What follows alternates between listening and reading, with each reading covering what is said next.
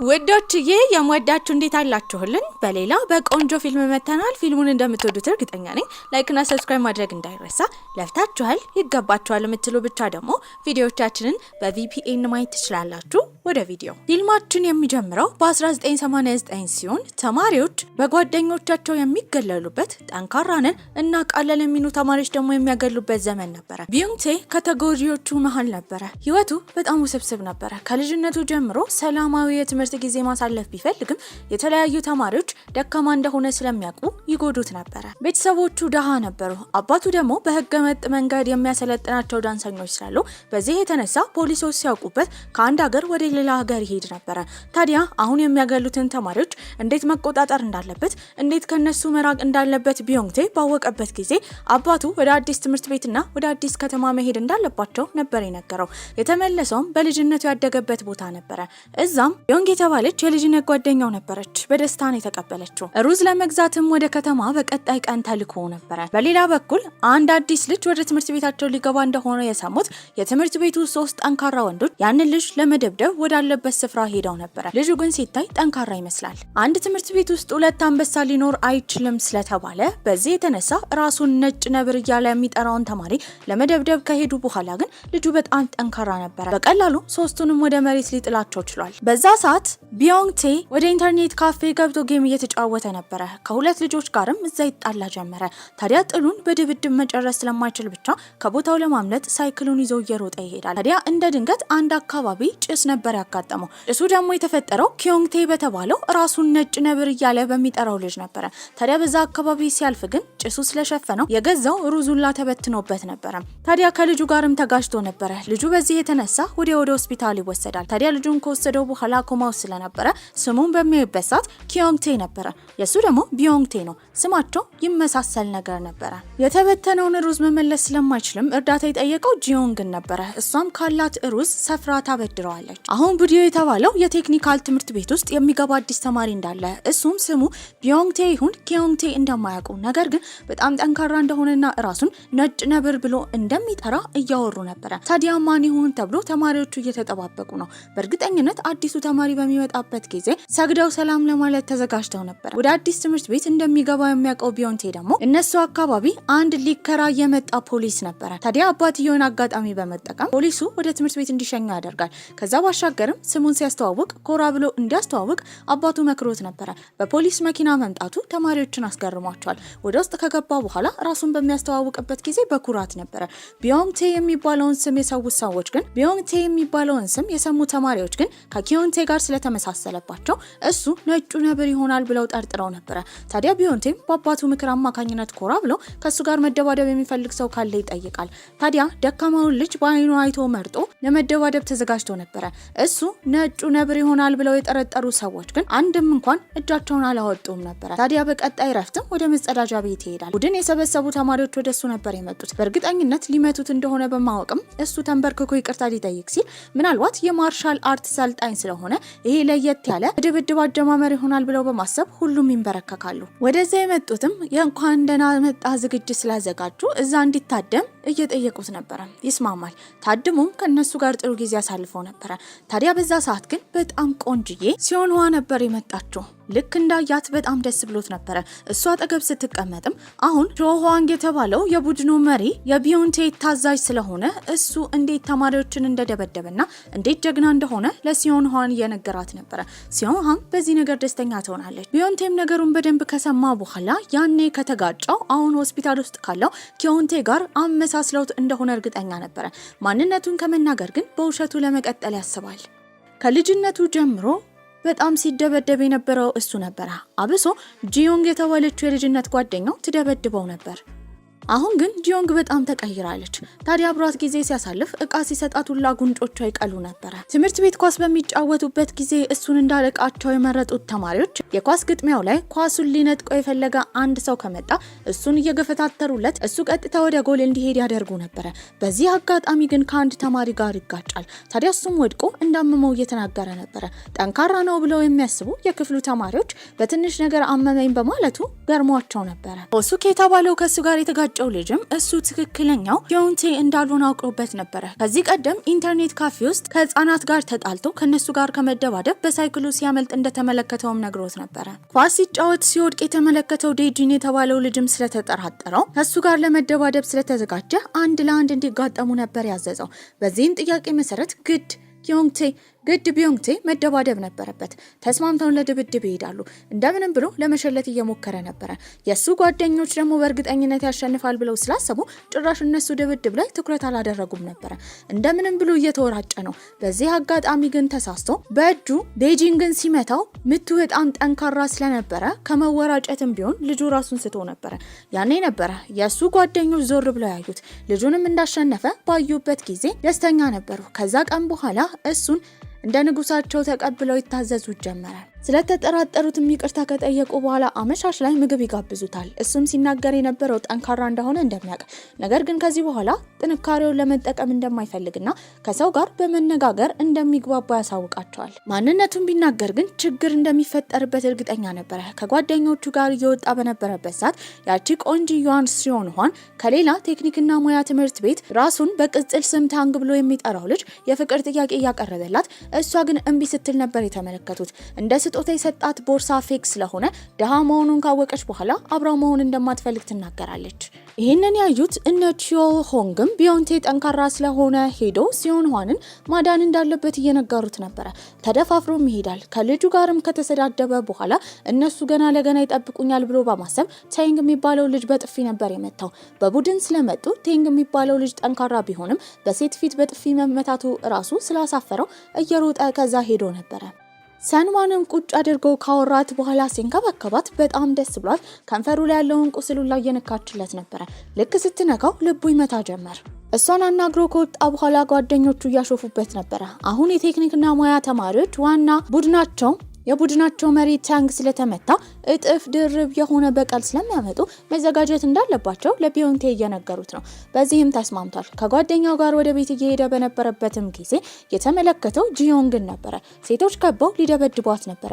ታዲያ እሷ በቅጽል ስሟ ጥቁሯ ሸረሪት እየተባለች እንደምትጠራ፣ ከሴቶች በከተማ ውስጥ በጣም ጎበዟ ተደባዳቢ እሷ እንደሆነች ጓደኛው ለቢዮንቴ እየነገረው ነበረ። ፊት ለፊቷ ያሉ ሴቶችንም ጸጉራቸውን እያሽከረከረች ትቀጠቅጣቸው ጀመር። ለቤተሰቦቿ ግን አልተናገረችም። ታዲያ እሱ ድብድቡንም ስለተመለከታት ጂዮንግ ለቤተሰቦቿ እንዳይናገር አስጠንቅቃው ነበረ። እሷን በጣም ጎበዝ ተደባዳቢ ስለሆነች ስለ ድብድብ ይጠይቃታል። ታዲያ ዴጂን የተባለውን ልጅ እንዴት እንደመታው ማወቅ ስለሚፈልግ እሷን ከጀርባ እንደሚይዛትና እንድትወራጭ፣ ያኔ ልጁ እንዴት ራሱን እንደሳተ ለማወቅ እንደሚፈልግ ይነግራታል። በዚህ የተነሳ ስትወራጭ የተመለከተው በእጆቿ ልትመታው እንደነበረ ነው። ታዲያ ዴጂን የተባለው ልጅ ራሱን የሳተው በእጁ ስለመታው እንደሆነ ያረጋግጣል። ሲሆንዋን በጣም የሚወዳት እምቢ የተባለው ቴንግም ድጋሚ እሷን ለማናገር የሄደው ወደ ትምህርት ቤቷ ነበረ። አሁን ቢዮንቴ አለልኝ ብላ ስለኮራች ብቻ እሱን እንደማትፈልገውና እሱ ጠንካራ እንዳልሆነ ትናገራለች። በዚህ የተናደደው ቴንግ የተባለው ልጅ ቀጥታ የሄደው ወደ ግብርና ተማሪዎች ቴክኒክና ሙያ ትምህርት ቤት ነበረ። በዚህም እዛ በመሄድ ሲፈልግ የነበረው ቢዮንቴ ነው። ቢዮንቴም በቦታው ሊገኝ አልቻለም። በአካባቢው ያገኛቸው ልጆች እንዳለ እየደበደበ በንዴት ቢዮንቴን ቴንግ እየፈለገው ነበረ። ወደ ውስጥም ሲሄድ ወደ መጸዳጃ ቤት እንደሄደ ነበር የተነገረው። እየኮተኮተም ጫካ አካባቢ ሲያገኘው ሊደበድበው ተዘጋጅቶ ነበር። የፈራው ቢዮንቴም ከፈለገ ሲሆንዋን መውሰድ እንደሚችል እንዲተወው እየጠየቀው ነበር። ያኔ የተደበደቡ ተማሪዎች እየሮጡ ይመጣሉ። ታንግም ፈርቶ እየሮጠ ከቦታው ሄዶ ነበር። ታዲያ በትምህርት ቤታቸው በመደብደባቸው ተማሪዎቹ በጣም ተናደዋል። በቀል ማዘጋጀት እንዳለባቸው እያሰቡ ነበር። ይሄ ነገር ደግሞ በመሪነት የሚጠበቀው ከቢዮንቴ ነበር። የሂስትሪ ትምህርትን በሚማርበት ጊዜ ስለ ጃፓኖች ታሪክ ሲማር ንጉሱ ጠንካራ የሆኑ ሎሌዎችን እንዲናደዱና እንዲበረታቱ ካደረገ በኋላ ሄዶ ጦርነት እንዳሸነፈ ነበር የሰማው። ይህንን ነገር እሱን መጠቀም እንዳለበት ያስባል። ጓደኞቹን እንዳለ ከሰበሰበ በኋላ መደብደብ እንዳለባቸው በመናገር በማነሳሳት አለ የሚሉትን እቃ እንዳለ በመያዝ የሄዱት ወደ ቴክኒክና ሙያ ትምህርት ቤት ነበረ። ወደዛ ሲሄዱ እነ ታንግ ደግሞ ለመደባደብ ተዘጋጅተው እየወጡ ነበር። ታዲያ እነዚህ የተለያዩ ጭቃዎችን እንዲሁም የከብት ወጋጆችን በመያዝ ልጆቹ ላይ ከወረወሩ በኋላ እነሱን አናደው እንዲሁም በመጨረሻ ሄንግ በተዘናጋበት ጊዜ ቢዮንቴ ሄዶ ከመታው በኋላ አሸናፊነታቸውን ተጎናጽፈው እሱን ልክ እንደ ንጉስ እሽኮኮ አድርገውት እየዘፈኑ እያለፉ ነበር። በዚህ ሰዓትም ጂዮንግ ራሱ ተመልክተዋለች። አሁን ያለበት ነገር ደስታ ቢፈጥርባትም ይሄ ነገር ማንነቱን እንዲረሳ እንዳያደርገው ፈርታ ነበር። በመቀጠልም አንድ ላይ ሆኖ ድላቸውን እያከበሩ በነበረበት ጊዜ መድረክ ላይ ወጥቶ ይደንሳል። ባደናነሱ ሁሉም ተገርመዋል። ታዲያ ታያቀው ሴቶችን እያሸነፈ ነበር። አብሶ ሶንዋ ስትመለከተው በጣም ደስ ብሏታል። ወደ ቤት ሲሸኛትም እጁን ይዛው ነበር። ጉንጮቹ ይቀሉ ጀመረ። ከዛ ባሻገርም ፎቶ ላይ አድርጋ ስልክ ቁጥሯን ሰጥታው ነበር። ደስታም ወደ ቤት ሲሄድ ያየችው ጂዮንግ ነበረች። ቢዮንቴ ነጩን ነብር እንደሆነ ተናግሮ እያስመሰለ እንደሆነ እንደምታውቅ፣ ነገር ግን ይሄ ነገር እንዳይጎዳው እንደምትፈራ፣ በዚህ ሁሉ ጉዞ ውስጥ ደግሞ ማንነቱን እንዲያስታውስ እንደምትረዳው ትነግረዋለች። ከባዱ ነገር የተፈጠረው በቀጣይ ቀን ነበረ። ትምህርት ቤት ውስጥ ኪዮንግቴ የተባለው ትክክለኛው ነጩ ነብር ከሆስፒታል ካገገመ በኋላ ወደ ትምህርት ቤት ገብቶ ነበር። ቢዮንቴም ሲመለከተው በጣም ይደነግጣል። እንደ አጋጣሚ ሆኖ ግን ኪዮንግቴ ጭንቅላቱ ላይ ከደረሰበት ከባድ ጉዳት የተነሳ የተፈጠረውን ነገር እንዳለ አያስታውስም። ኪዮንግቴ መጸዳጃ ቤት ውስጥ አዲስ ተማሪ ስለሆነ ተማሪዎች ሊያጠቁት ሲሉ ጣልቃ የገባው ቢዮንቴ ነበረ። እንዲተውትም ትዕዛዝ ይሰጣል። ታዲያ ከትምህርት ቤት ጨርሰው ኪዮንግቴ በወጣበት ጊዜ ቢዮንቴ ተከትሎታል። ያኔ የተረዳው የኪዮንግቴ ቤተሰቦች በጣም ትልቅ የሆነ የኬክ ሬስቶራንት እንዳላቸው ነበር። ከኪዮንግቴ ጋርም እዛ ሲገናኙ ቅድም ተማሪዎች ሊያጠቁት ሲመጡ መጸዳጃ ቤት ውስጥ ለሱ ብሎ ጣልቃ ስለገባለት ቢዮንቴን ያመሰግናል። በዚህ አጋጣሚ ቢዮንቴና ኪዮንግቴ ተቀራርበው ጓደኛሞች ሆነው ነበር። የቴክኒክና ሙያ ተማሪ የሆኑት ቴክኒሻኖች ግን በመደብደባቸው በትምህርት ቤታቸው ውስጥ በመዋረዳቸው ተናደው ሶስቱ ቢዮንቴን ለመምታት መጥተው ነበር። ያኔ አብሮት የነበረው ኪዮንግቴ በሱ ፋንታ ይደባደብለታል። ታዲያ ሲደባደብለት የተመለከተው ቢዮንቴም ነጩ ነብር እሱ ከሆነ ነበር የጠየቀው። እሱ ግን ምንም እንደማያስታውስ፣ ይሄ ጉዳት አዲስ እንደተወለደ እንዲሰማው እንዳደረገውና መደባደብ እንደሚችል ብቻ እንደሚያውቅ ነበር የነገረው። ይህ አጋጣሚ ለሱ ጥሩ ነበር። ትምህርት ቤት ውስጥም ዝናው እየተስፋፋ ነበር። ተማሪዎች በጣም ያደንቁታልም ያከብሩታልም። ታዲያ ቢዮንቴ ግን ሌሎች ተማሪዎች ተገደው ከቤተሰብ እየሰረቁ ገንዘብ እንዲያመጡ፣ ተማሪዎች ሌሎቹን ደግሞ እንዲያገሉ ስለማይፈልግ ብቻ በሱ ቡድን ስር ያሉ ሰዎችን አርፈው እንዲቀመጡ አስጠንቅቋቸው ነበር። ከዛ ባሻገርም የሚገለሉ በጣም አሳዛኝ ከሆኑ ተማሪዎች ጋር ጓደኝነት እየፈጠረ እነሱን ላይ ይረዳቸው ነበር። በዚህ የተነሳ ከአስቸጋሪዎቹም ከጎበዝ ተማሪዎቹም ትልቅ ድጋፍ ያገኝ ነበር። በረፍት ጊዜውም ሊያገኝ ሄደው ሶንዋን ነበር። ከሶንዋ ጋር በጣም ጥሩ ጊዜ ያሳልፋል። እሷም ስትጠይቀው የነበረው ዳንስ እንዴት እንደቻለ ነው። እሱም በልጅነቱ ተማሪዎች ሲደበድቡት የበታችነት ስሜት ስለሚሰማው ከክፍሉ ላለመውጣት ጊዜ ለማሳለፍ ሲፈልግ ብቻ ዳንስ እንደሚለማመድ፣ ከዚህም ዳንስ ላይ ጎበዝ እንደሆነ ይነግራታል። እሷንም እያለማመዳት ነበረ። እንደ ድንገት ወደ ኋላ ልትወድቅ ስትል ይይዛታል። ይሄ ጥሩ የፍቅር ጊዜ እንዲያሳልፉ አድርጓቸው ነበረ። ወደ መንሸራተቻ ቦታም ከሄዱ በኋላ ጥሩ ጊዜ ያሳልፋሉ። በመቀጠልም ምግብ ለመብላት ስለምትፈልግ እንዲወስዳት ስለጠየቀችው ወደ ሬስቶራንት ሄደው ነበረ። ታዲያ ብር አልያዘም። በዚህ ሰዓትም የፈለገችውን እንድታዝ ከነገራት በኋላ እየሮጠ ሄደው ጓደኞቹ ጋር ነበረ። ጓደኞቹንም ገንዘብ ሲጠይቃቸው እነሱ ገንዘብ የሚያገኙት ተማሪዎችን አስገድደው ከቤተሰቦቻቸው ሰርቀው እንዲያመጡ በማድረግ እንደሆነ፣ እሱን ደግሞ እንዳይሰሩ ስላስጠነቀቃቸው እንደተውና ገንዘብ እንደሌላቸው ነበር የተናገሩት። ታዲያ እሱም በትንሽ ደቂቃዎች ገንዘብ ፈልገው እንዲያመጡለት ትዕዛዝ ይሰጣል። እነዛ የታዘዙ ሁለት ተማሪዎች ግን ያደረጉት ጥፋት ቀጥታ የሄዱት ትክክለኛው ነጩ ነብር ኪዮንግቴ ጋር ነበረ። ደካማ ነው ብለው በማሰብ እሱን ደብድበው ገንዘብ ሊቀበሉት ነበረ። ያኔ ግን እሱ በቀላሉ ነበር የደበደባቸው። ነገር ግን ከተደባደበው በኋላ ደም በደም ሆኖ ቢዮንቴ ገንዘብ እንደፈለገ በሰማበት ጊዜ ያንን ገንዘብ ይዞ እሱ ጋር ሄዶ ሰጥቶት ነበረ። ታዲያ ኪዮንግቴ ያኔ ለመጀመሪያ ጊዜ ሶንዋን ያያታል። በዚህም በውበቷ ፍዝዝ ብሎ ያኔውኑ በጣም ወዷት ነበረ። ኪዮንግቴ ማንነቱ ማን እንደሆነ ባያቅም የሆነ ብልሽታ ግን አይምሮ ላይ የመጣለት ነበረ። የደበደባቸውን ተማሪዎች ራሱ ዝም እንዲሉ አስጠንቅቋቸው ነበረ። ቢዮንቴም ወደ ቤት እየሸኛት ነበረ። ታዲያ ሶንዋ በመካከላቸው ያለው ፍቅር ግንኙነት ይበልጥ እንዲጠነክር ለማድረግ እሱም በመካከላቸው ያለው ግንኙነት ምን እንደሆነ ሲጠይቃት ስለነበረ አይኗን ጨፍና ከንፈሯን አሹላ ነበር የቆመችው። በዚህ አጋጣሚ በዛ ከተማ ውስጥ ሰዎች ፍቅራቸውን የሚገልጹት በመሳም እንደሆነ በማሰብም ዝም ብላ ስትጠብቀው እሱ ግን አልሳማትም ነበረ። በዚህም የጨፈነችበትን ምክንያት ትነግረዋለች። ምንም ቢሆን ግን ሁለተኛ እድል እንደምትሰጠው ነበር ያሳወቀችው። ይሄንን ሲሰማ ደስ ብሎት እየጨፈረ ነበር ወደ ቤት ሄደው። መንገድ ላይ ግን ጂዮንግን ሴቶቹ እየደበደቧት ነበረ። ሊያግዛቸው አንድ ወንድ መጥቶ ነበረ። ታዲያ ሴቶቹ ባለፈው ስለደበደበቻቸው አሁን ሊበቀሏት ነው። ይሄንን የተመለከተው ቢዮንቴ ነጩ ነብር ስለሆነ ሄዶ ቀጥታ ማንነቱን ለልጁ ነበር የነገረው። ስሙን እንደሰማ ልጁ እየሮጠ ይሄዳል። በቀጣይ ቀንም ትምህርት ቤት ውስጥ በጣም ጎበዝ ከሆኑ ተማሪዎች ጋር አንድ ላይ የሆነ ቦታ ሊሄድ እንደሆነ የሰማው ኪዮንቴ ቢዮንቴን ለመከተል ነበር ያሰበው። ምን ለማድረግ እንደፈለገ ሲጠይቀው ቢዮንቴ ከነዚህ ተማሪዎች ጋር አንድ ላይ በመሆን እርሻ ስራ እየሰሩ ፍሬዎችን እያፈሩ እንደሚሸጡ ይሰማል። ታዲያ በሱ ማንነት ኪዮንቴ ተገርሞ ነበር። እሱ ብቻ ሳይሆን ቢዮንቴ ሶንዋን ለማግኘት በሚሄድበት ጊዜ ኪዮንቴ ተከትሎት ይሄድ ነበር። በዚህ አጋጣሚ ሶንዋ ግን ደስተኛ አልነበረችም። አብረው ጊዜ ሲያሳልፉ ሆን ብሎ ኪዮንቴ የቢዮንቴ ቤተሰቦች ደሃ እንደሆኑ ይናገር ጀመረ። በዚህ የተነሳ ቢዮንቴ ራሱ ተናዶበት ከዛ እንዲሄድ ትዕዛዝ ሰጥቶት ነበር። ጂዮንግም ሁለቱን አንድ ላይ ታያቸዋለች። ታዲያ ከዚህ ቀደም ሶንዋን የምታውቃት ትመስል ነበር። እሷንም ገላምጣት ሁለቱንም ጥላቸው ትሄዳለች። በዚህም አጋጣሚ ብቻዋን ስትሆን ለሶንዋ ስጦታ ነበር የሰጣት። ከዚህ ቀደም ታንግ የተባለው ልጅ የሰጣት ቦርሳ ፌክ ነበር። አሁን ግን ውዱንና ትክክለኛውን ቦርሳ ቢዮንቴ ገዝቶላታል። በዚህም ደስ ይላታል። ቤት እስኪገባም ጂዮንግ ከጠበቀችው በኋላ ስትነግረው የነበረው ሶንዋ ሲወራባት ወሬ እንደሰማች፣ ታዲያ እሷ ወንዶች ላይ ልባቸው ላይ የምትጠቀም ሴት እንደሆነች ነው በፍቅር እንደምትቀልድ እንዳያምናት እያስጠነቀቀችው ነበር። እሱ ግን ችግር እንደሌለውና ፍቅር ውስጥ እንደሆነች እሱም ይናገራል። ሲዮንዋን በጣም የወደዳት ኪዮንቴ በቀጣይ ቀን ሞተር ሳይክሉን ይዞ ወደ ትምህርት ቤቷ ነበር የሄደው። ይዟት ሊሄድ የሚፈልግበት ቦታ እንዳለ ይነግራታል። በጣም ቆንጆ ስለሆነ እምቢ ማለትን አልፈለገችም። ወደ አንድ መናፈሻ ስፍራ ከወሰዳትም በኋላ ያመጣውን የኬክ ዳቦ ነበር የሰጣት። እሱንም ትመገባለች። ቡናም እየሰጠ እየተንከባከባት ነበር። ከሱ ጋር ጊዜ ማሳለፍ መጀመሪያ ላይ ባትፈልግም በእንክብካቤው የተነሳ ወደ እሱ እየተሳበች ነው። ወደ ቤት ሲሸኛትም ልክ ወደ ቤቷ ከመግባቷ በፊት ከጎተታት በኋላ ይስማታል። ያኔ እጅ ከፍንጅ የተመለከተው ቢዮንቴ ነበረ። በዚህም ጓደኛው ስለከዳው በጣም ይናደዳል። ኪዮንቴ ግን ምንም አላፈረም። ሲዮንዋን ስለሚወዳት የራሱ ማድረግ እንደሚፈልግ ፊት ለፊት ነበር የተናገረው። ቢዮንቴ በዚህ ንግግር በጣም ይናደዳል። ቤት ከገባም በኋላ ስቅስቅ ብሎ አልቅሶ ነበረ። በቀጣይ ቀን ትምህርት ቤት ውስጥም የትምህርት ቤት ተወካይ ፕሬዝዳንት ያስፈልጋቸው ነበረ። በዚህም ውድድር ያስፈልጋል። ይሄንን የሰማው ቢዮንቴ ብዙ ተማሪዎች እሱን ቢመርጡትም ኪዮንቴንም ውድድሩ ላይ እንዲወዳደር በማድረግ እሱን አሸንፎ ሲዮንዋን ስለነጠቀው ሊበቀለው ፈልጎ ነበር። ኪዮንቴ ግን ይህን ውድድር ለመወዳደር ፈቃደኛ አልነበረም። እሱን ለመበቀል ካለው ትልቅ ፍላጎትም የተነሳ ጓደኞቹን እነ ቾልሆንግን እነ ዴጂንግን በማድረግ ሄደው ኪዮንቴን እንዲደበድቡት ትዕዛዝ ይሰጣል።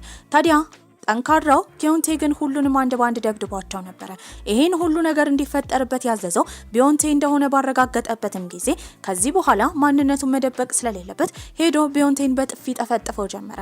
ቢዮንቴም በዚህ አጋጣሚ የድሮውን እንዳስታወሰ በማሰብም እየሮጠ ከዛ ቦታ ነበር ያመለጠው። ተማሪዎችም ከዛ ቀን በኋላ እሱ ፈሪ እንደሆነና ኪዮንቴ ትክክለኛው ነጩ ነብር እንደሆነ አውቀው ነበር። ይንቁትም ጀመረ። ይባስ ብሎ ደግሞ ሲዮንዋ ፊት ለፊት ኪዮንቴ ቢዮንቴን አዋርዶት ነበር።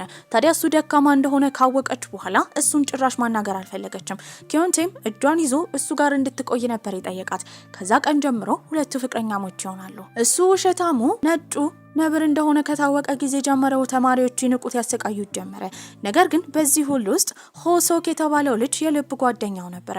ከዚህ ቀደም የቀረበው ቢዮንቴን ሆሶክ የተባለው ልጅ ጂዮንግን ስለሚወዳት ነበር። ጂዮንግ ግን እምቢ ካለችው በኋላ ከቢዮንቴ ጋር ግንኙነቱና ጓደኝነቱን ቀጥሎ ነበር። ጂዮንግም የፈራችው ነገር ስለተፈጠረ ምን ማድረግ እንዳለበት ቢዮንቴን ልትመክረው ስትል ሊሰማት አልፈለገም። ከዚህ ቀደም ተጠንቀቅ ስላለችው አሁን እሱ ያሰበችው ነገር ስለተፈጠረ ልትቀልድበት እንዳሰበች በማወቅም ጥሏት ሄዶ ነበር። ታዲያ በቀጣይ ቀን ትምህርት ቤት ውስጥ ተማሪዎች ያገሉት ጀመር። ብርም እየሰረቀ እንዲያመጣ ያስገድዱታል። ታዲያ ግን እሱ ብር ማምጣት ሲያቅተው ተማሪዎቹ በጣም ይናደዱና ግድ ጓደኛው ሆሶክን ከጀርባ በወንበር እንዲመታውና ገንዘብ ከኪስ ውስጥ እንዲሰርቅ ነበር ትዕዛዝ የተሰጠው። መደብደብ የሰለቸው ቢዮንቴም ተስማምቶ የልብ ጓደኛው ሆሶክን ከጀርባ ነበር የመታው። ኪስ ውስጥም ያለውን ገንዘብ ይሰርቋል። ታዲያ ይሄ ሆሶክ የተባለው ልጅ ሆስፒታል ይገባል። በገባበት ጊዜ ግን ቢዮንቴ ታስሮ ነበር። ታዲያ በዋስ ሲፈታም እሱና ቤተሰቦቹ አንድ ላይ በመሄድ ሆሶክን ተንበርክከው ከነ ቤተሰቦቹ ይቅርታ ይጠይቃሉ። ታዲያ ሆሶክም የተፈጠረበትን ነገር ስለሚያውቅ ይቅርታ አድርጎለት ነበረ በቀላሉ። በቀጣይ ቀንም እነዚህ ተማሪዎች አሁንም ቢዮንቴን እያገለሉት ነበረ። ኪዮንቴ ትምህርት ቤት ውስጥ የሚቀመጥበት ቆንጆ ሶፋ ስለሚያስፈልግ ያንን ሶፋ ወደ ትምህርት ቤት ይዞ እንዲመጣ ትዕዛዝ ይሰጣል። እሺ ብሎ ከማንም እርዳታ ሳይጠይቅ ያንን ሶፋ ይዞ በሚሄድበት ጊዜ የተገናኘው ከጂዮንግ ጋር ነበረ። እሷም ታግዘው ጀመር።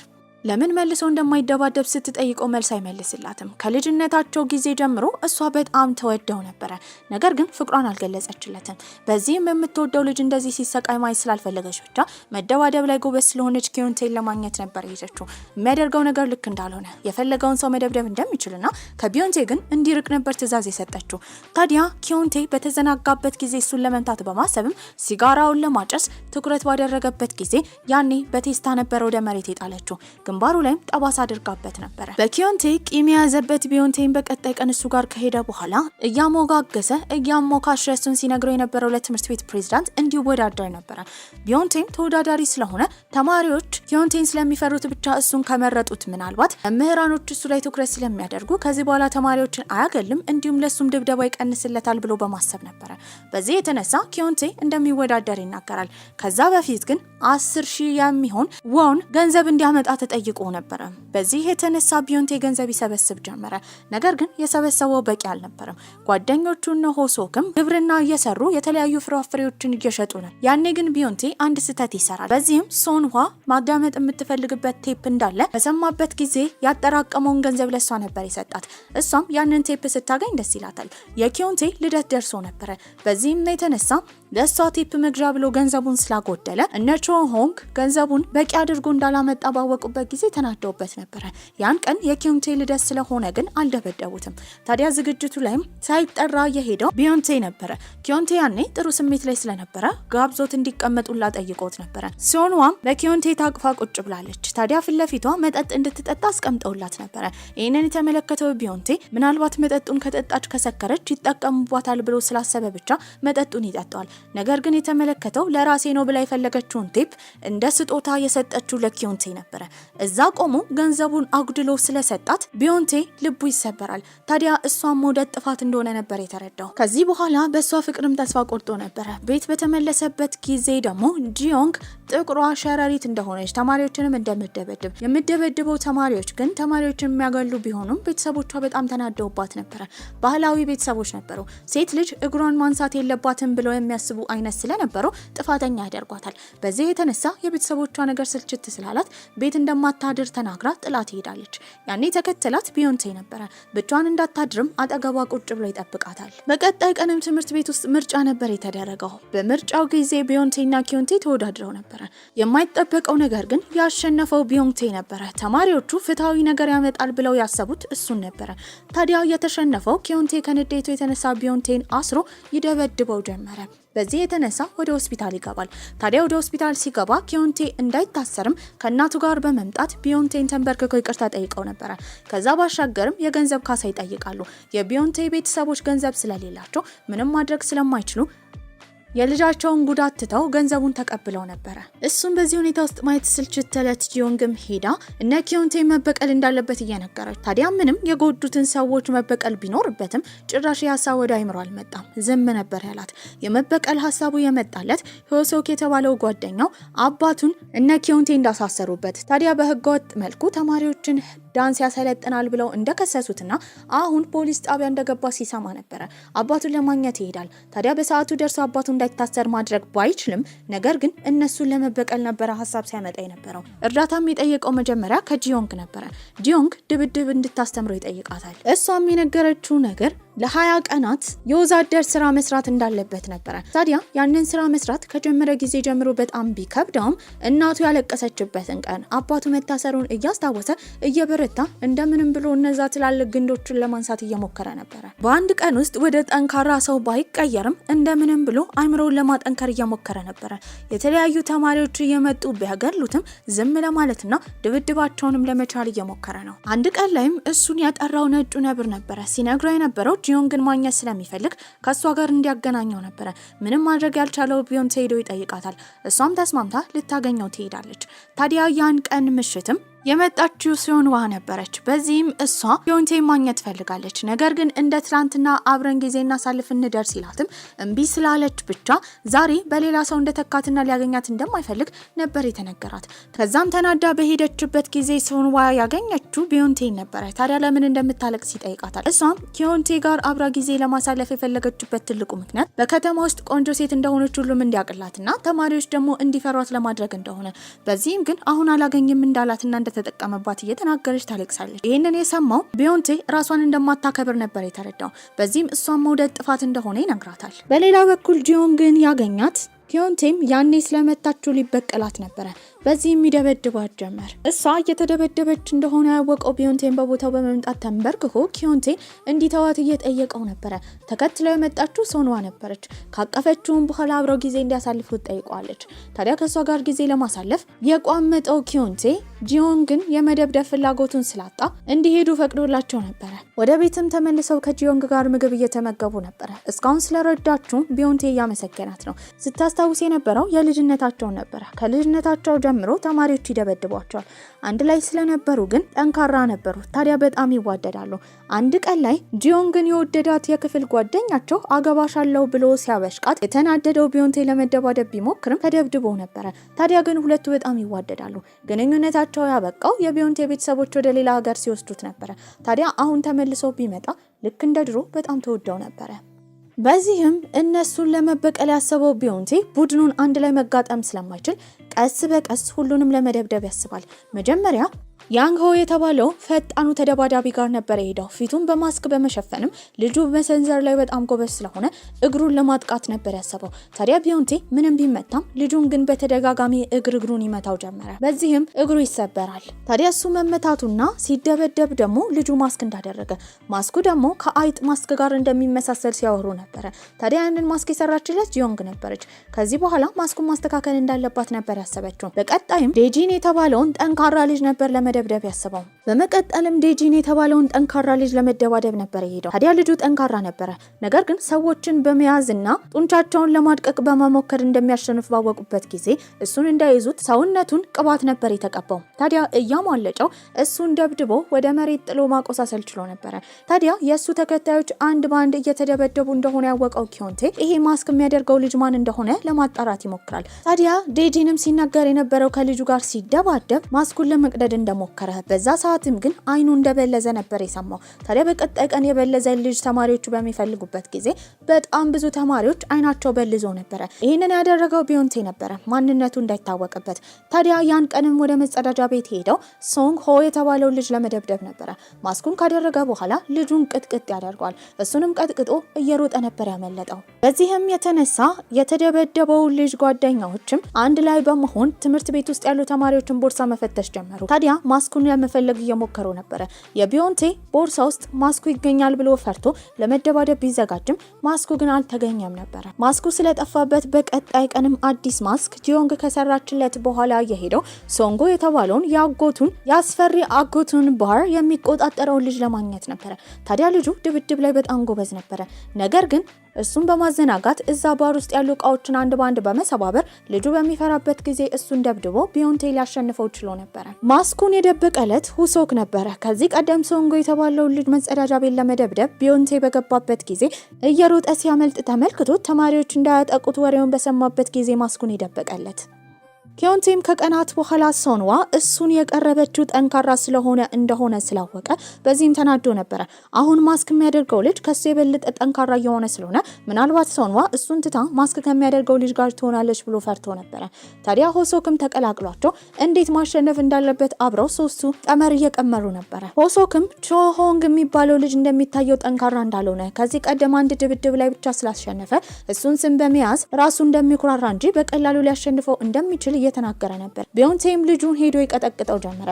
ታዲያ ግን ቀጥቅጦ ሊጨርስ ስላልፈለገ እሱን ለመጠቀም ነበር ያሰቡት። በዚህም ይሄ ቾሆንግ የሚባለው ልጅ ሄዶ ለመምህራን ኪዮንቴ ፕሬዝዳንት እንዲያደርግ ሀሳብ እንዲያመጣ ነበር የጠየቁት። በዚህም የተነሳ ኪዮንቴ ፕሬዝዳንት ይሆናል። መምህራኖችም ትኩረት የሚያደርጉት እሱ ላይ ነበረ። ነገር ግን ይሄንን እንዳወቀ ኪዮንቴ ቾሆንግን ሊደበድበው ሲል የመጡት ያኔ 5 ማስክ ያደረጉ ልጆች ነበሩ።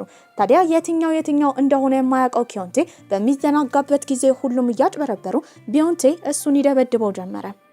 ጂዮንግ ራሱ ማስክ አድርጋ ተቀላቅላ ነበረ። ታዲያ ግን ቶሎ ብሎ ከቦታው ያመለጠው ኪዮንቴ ነበረ። ለቀናትም ወደ ትምህርት ቤት አልመጣም። ነገሮች የተስተካከሉ ይመስል ነበረ። ነገር ግን ኪዮንቴ ነገር ግን ኪዮንቴ እቅድ እያወጣ ነበረ። ከቾልሆንግ ጋር አንድ ላይ በመሆንም እስከዛሬ ማስክ አድርጎ ሲደበድባቸው የነበረው ቢዮንቴ እንደሆነ ደርሰውበት ነበር። በዚህም ኪዮንቴ ያጠቃቸው ጂዮንግን ጨምሮ የቢዮንቴን ጓደኞች ነበረ። እነሱን እየደበደበ እያለ የመጣው ቢዮንቴ ነበረ። ቢዮንቴ ምንም ደካማ ቢሆንም አሁን ሰውነቱ እየጠነከረ ነው። ኪዮንቴ በተደጋጋሚ የሚሰነዝረው ቡጢ ፊቱ ላይ ቢያርፍም እየጠነከረ ከሱ ጋር እየተደባደበ ነበረ። ከብዙ ድብደባም በኋላ ኪዮንቴን ወደ መሬት ይጥሏል። ያኔ ድንጋይ በማውጣት ግራ እጁን ሊሰብረው ተዘጋጅቶ ነበረ። ኪዮንቴ ግን በተደጋጋሚ እያለቀሰ ይቅርታ አድርግልኝ ይሏል። ያኔ ቢዮንቴ ማስኩን ነበር ያወለቀው። በዚህም በተደጋጋሚ ኪዮንቴ እነሱን ከመደብደቡ የተነሳ ሁሌ ሲሰማቸው የነበረው ስሜት ይሄ እንደሆነ ካሁን በኋላ እሱንም ሆነ ጓደኞቹን እንዳይነካ ካስጠነቀቀ በኋላ የደበደበውን ኪዮንቴ መሬት ላይ ዘርረው ጥለውት ነበር የሄዱት። ከዛ ጊዜ በኋላ የግብርና ትምህርት ቤት ውስጥ እንደሱ ታዋቂ ሰው የለም። በዚህም ሁሉም ይፈሩት ያከብሩት ነበረ። ነገር ግን እንደነ ኪዮንቴ ሌሎች ተማሪዎችን አይጎዳም ነበረ። ከዚህ ቀደም ከተጣላቸው እነ ቾንዮንግ ዴጂንግ ጋርም አንድ ላይ መታረቅ ችሎ ቡድን መስርተው ነበረ። በቀጣይ ቀንም ጊዜ የሚያሳልፈው ከጂዮንግ ጋር ነበረ። ታዲያ እሷ ፍቅሯን ገልጻለታለች። ቆይቶም ቢሆን እሱም እንደሚወዳት ታረጋግጠው ነበረ። በዚህ አጋጣሚ ግን ሲነግራት የነበረው እዚህ ከተማ ውስጥ ሰዎች ፍቅራቸውን የሚገልጹት በመሳም እንደሆነ ነበረ። እሷም ለመሳም ተዘጋጅታለች። እንደዚህ ደስተኛ ሆነው ይሄ ቆንጆ ፊልማችን እዚህ ላይ አብቅተዋል። ደህና ቆዩልኝ።